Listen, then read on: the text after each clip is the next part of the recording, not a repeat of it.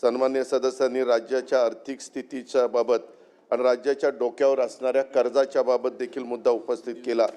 मला त्याबद्दल दोन्ही बाजूच्या सभागृहाला म्हणजे सभागृहातल्या दोन्ही बाजूच्या सन्मान्य सदस्यांना पण सांगायचं आहे आणि राज्यातल्या जनतेला पण सांगायचं की डिसेंबर 2025च्या हिवाळी अधिवेशनामध्ये आम्ही ज्यावेळी सरकारच्या तर्फे 75,286 कोटीच्या पूरक मागण्या मंजुरीसाठी प्रस्तावित केलेल्या आहेत।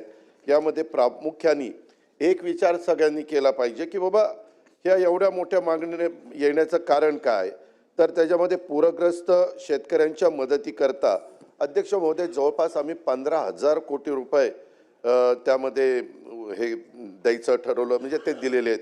मुख्यमंत्री बळीराजा वीज सवलतमध्ये जवळपास 9,000 कोटी रुपये आम्ही ॲडिशनलचे द्यायचं त्याच्यामध्ये ठरवलेलं आहे। आपल्याला सगळ्यांना माहिती आहे की 12 वर्षांनी कुंभमेळा येत असतो, सिंहस्थ कुंभमेळा, त्याला 3,000 कोटी अध्यक्ष महोदय त्याच्यामध्ये आम्हाला द्यावे लागले।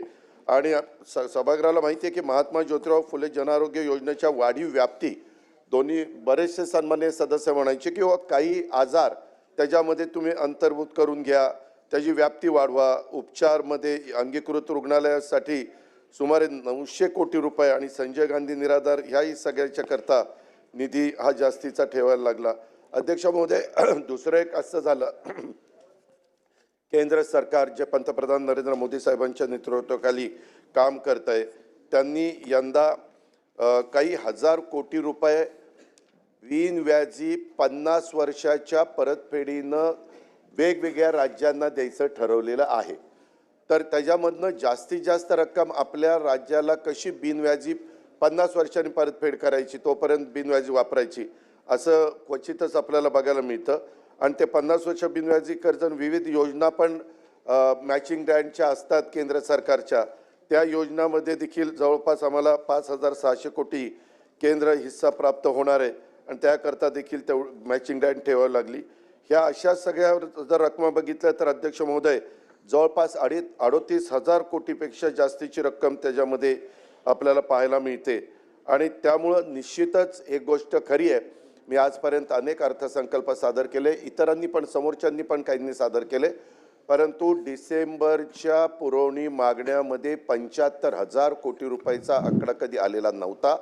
परंतु ते येण्यामागचं कारण बऱ्याच जणांनी मुद्दे राहुलजी पाटलांनी पण सांगितलं, अनेकांनी सांगितलं की कृषीच्या बद्दल ह्या अडचणी येतात, हे इथं शेतकऱ्यांना त्रास होतो। अध्यक्ष महोदय तेच दूर करण्याच्या करता आम्ही जवळपास पहिल्यांदा 33,000 कोटीचं पॅकेज आणि नंतर 11,000 कोटीचं पॅकेज, 44,000 कोटीचं पॅकेज एकंदरीत दिलं।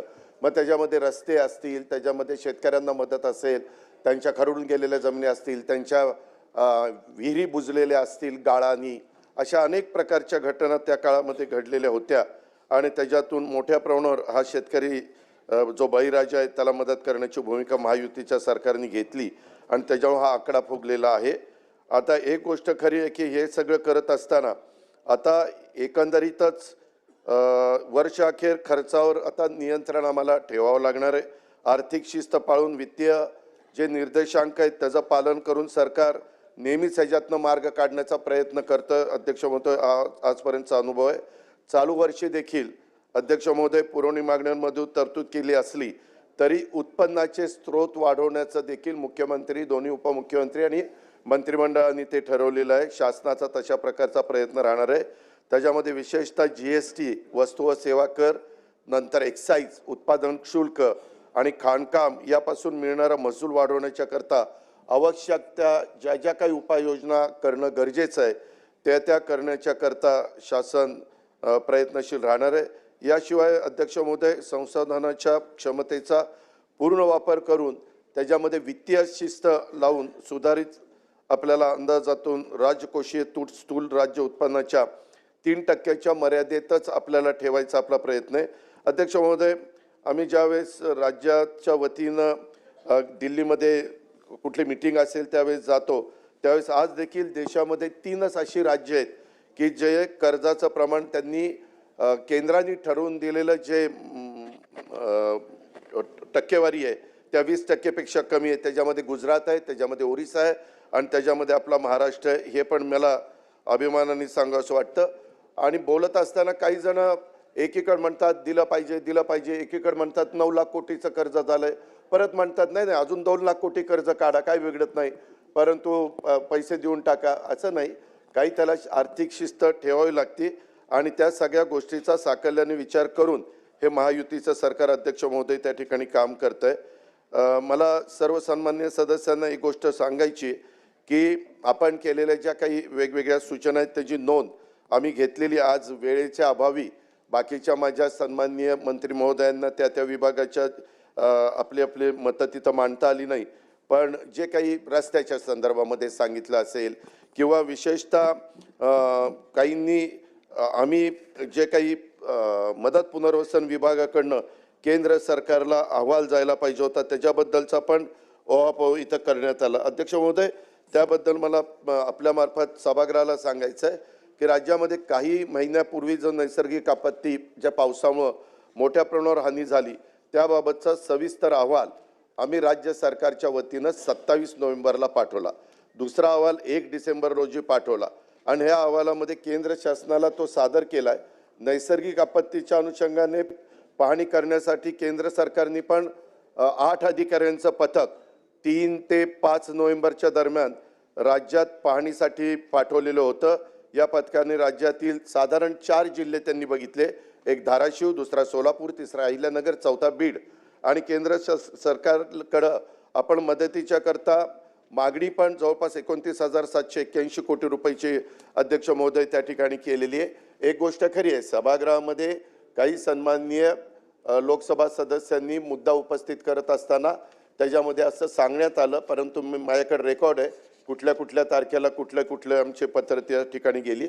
आणि नुसतं इथंच नाही तर अध्यक्ष महोदय, पंतप्रधान ज्यावेळेस यावेळेस 2 का 3 वेळेला महाराष्ट्राच्या दौऱ्यावर आले होते आणि गृहमंत्री अमित शाह साहेब पण आलेले होते, त्यावेळेस मुख्यमंत्री आणि दोन्ही उपमुख्यमंत्र्यांनी या विषयावर त्यांच्याशी चर्चा केली. त्यांनी पण सांगितलं की आमची पद्धत असते, आमच्या 2 टीम येतील, अजून एक टीम अध्यक्ष महोदय आत्ता डिसेंबरमध्ये येणार आहे, ती साधारण तिथलं अधिवेशन चालू आहे पण 14 का 15 डिसेंबरला अशी साधारण अजून एक टीम त्यामध्ये येणार आहे. आणि त्याच्यामुळं आपल्या राज्य सरकारकडनं जेवढे काही आम्हाला निधी उपलब्ध करून देता येईल तो तर करून देण्याचा प्रयत्न ह्या बळीराजाकरता ह्या शेतकऱ्याच्या करता आम्ही केलेला आहेच. ते आमचं कर्तव्य आहे, त्या कर्तव्याच्याच भावनेतनं अध्यक्ष महोदय आम्ही केला आहे.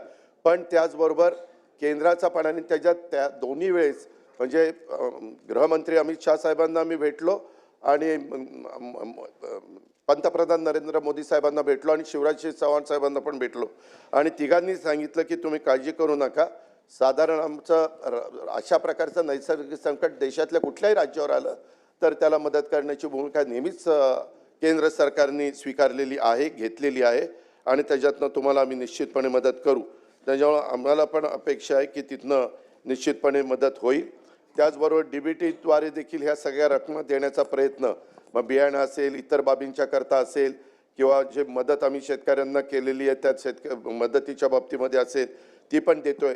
ह्याच्या व्यतिरिक्त अध्यक्ष महोदय, जर कुठल्या सन्माननीय सदस्यांच्या मतदारसंघामध्ये काही शेतकऱ्यांचं नुकसान होऊन देखील त्यांना मदत राहिली असेल तर त्याच्याही संदर्भामध्ये दर आठवड्याला मुख्यमंत्री महोदय कॅबिनेट मीटिंग घेत असतात. त्या कॅबिनेट मीटिंगमध्ये पण आमचा आढावा असतो आपत्ती व्यवस्थापनाच्या संदर्भामध्ये आणि मदत पुनर्वसनाच्या संदर्भामध्ये कृषीच्या बद्दल की काय परिस्थिती आहे आणि त्याचा आढावा घेऊन तशा प्रकारच्या सूचना ताबडतोब चीफ सेक्रेटरीला देऊन त्यांच्या मार्फत सगळ्या राज्यातल्या जिल्हाधिकाऱ्यांना तशा प्रकारच्या सूचना अध्यक्ष महोदय त्या ठिकाणी दिल्या जातात. ही पण गोष्ट मी सभागृहाच्या लक्षामध्ये आणून देऊ इच्छितो.